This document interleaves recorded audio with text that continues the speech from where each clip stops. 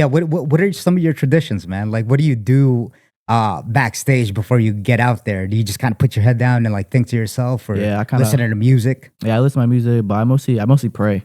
I feel like praying is what helps me a lot to stay focused I love and it, get man. that mentality. And, I just have God by my side, Yeah. It's man, yeah, spirituality, it's not talked enough about, I think. And, if, like I said, let God and let go, right? Whatever happens, whatever happens. So I think that's a great ritual, man. Yeah, man. So you train over at 10th Planet, and, a lot of the people that I know, like Valerie, Matt, they all go over there. Of course, you see Marab over there. At times, you got some straight killers over there, man. But I kind of I want to stick to like what, because I'm guessing that Andy is the one that took you under his wing, right? To be able to, can you kind of go into psychologically and the mindset of what he's taught you? Other than like the physical aspects of it. Like I said, like, he's just been teaching me, like, just keep my composure, and like if one person like getting too aggressive with me, like, just keep my composure, like no like fighting or everything during the match. And mentality, like I said, just mental. This game is just all mental.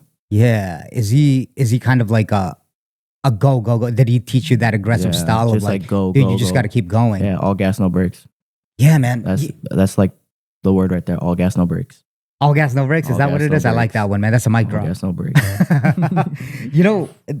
And I think it's very important for the sport nowadays, because as you can see, it's like I think that's purely why it's not mainstream. Obviously, with some questionable rule sets, right? Yeah. I mean, dude, you got to get into. But UFC BJJ, what do you think about that? I mean, you got people like Andrew Tackett, right? Yeah. And Andy and, all these guys just going at it. And that's what makes it so exciting. You see it everywhere now, their platform.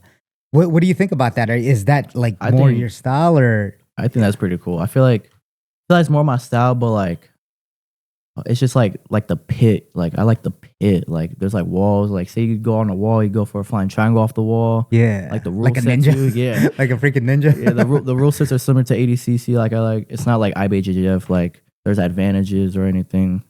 It's like ADCC. Whoever's dominating wins. First one to sub. I just like it, and like the intensity and all the good grapplers on there too. Can you explain to me, as far as like the rule sets? What. I know that you're more loose in those types of rule sets. What do you particularly like about the ADCC rule sets compared to, and the squared octagon, squared platform, and all that stuff? I like, compared to IBJJF, I like ADCC more because like the rule set, like, it's more competitive.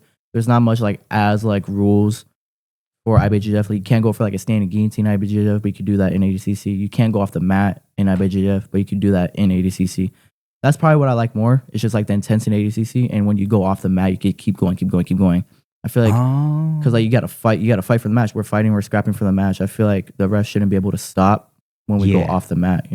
Oh, I see. And IBJJF is like kind of more strict with like the guard pulling and like the submissions type wise, and I don't know, it's just not my style. Yeah, that's interesting. Are you nowadays, when you're competing, right? Are you taking every competition that's like in Vegas just to maybe get your name out there or to get practice in competition? Or are you more choosy now?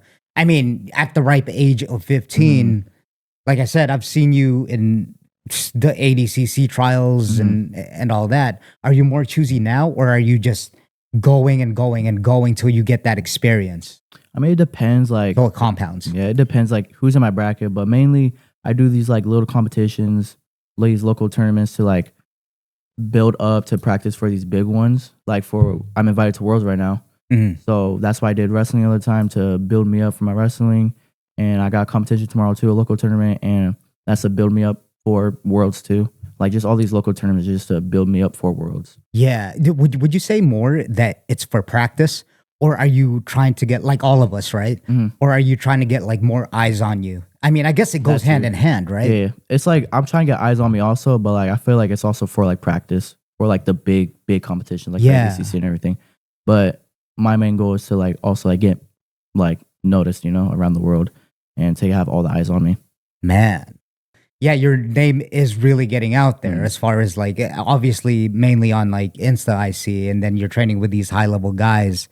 What is your next plan? Like what do you see? What do you have visions for the future? Where are you trying to get up to? Are you trying to go into, I don't know, CGI competitions? Like what's your vision like right now? My vision is just, I just want to be like on top of the world. I just want to be a pro athlete one day, you know, maybe retire my parents one day. Yeah, absolutely. Get my dream car. That's a great goal, man. Get my dream car, BMW M4 comp, you know, and just, you know, inspire little Wait, kids. what was it, man? A BMW M4 comp. Dang, dude. That's my goal right there. Are you going to stick suicide doors on there? I don't know. Why not? Well, you don't like Elon? You don't like Tesla, man? Nah.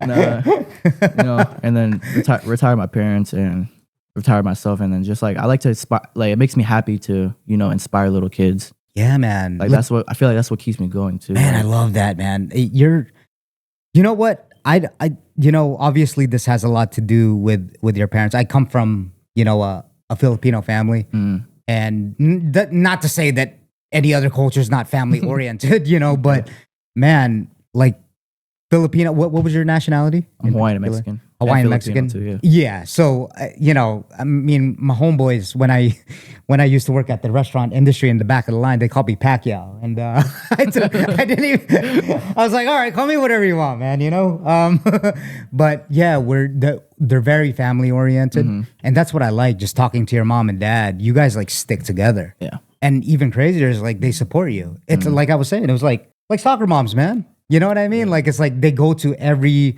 one of your events, especially with something so, I guess, unorthodox and still rising like jiu-jitsu.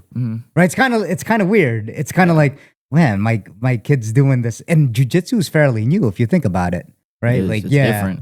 How much of a influence has had your parents? Can you take me back to? I know we talked about back when you were a little bit heavy. Right, let's just say a little fat boy, you know, I guess I just will call that. Can you take me to that time, man? Were you feeling kind of, you know, insecure, and were you kind of down on yourself, or is that was just like, man, I need to lose this weight, I need to do something? I wouldn't say insecure. I was still a happy kid, but like I was like, damn, I need to lose some weight. And then one of my good friends were starting jiu-jitsu, and then my dad asked me like, hey, do you want to start doing this? And I was like, you know what, I'll give it a try.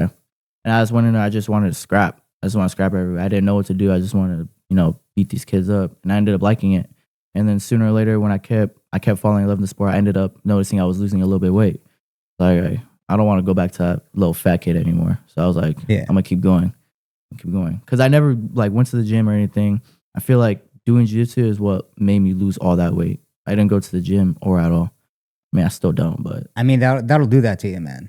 Yeah. That'll do that to you. Like, doing jiu-jitsu.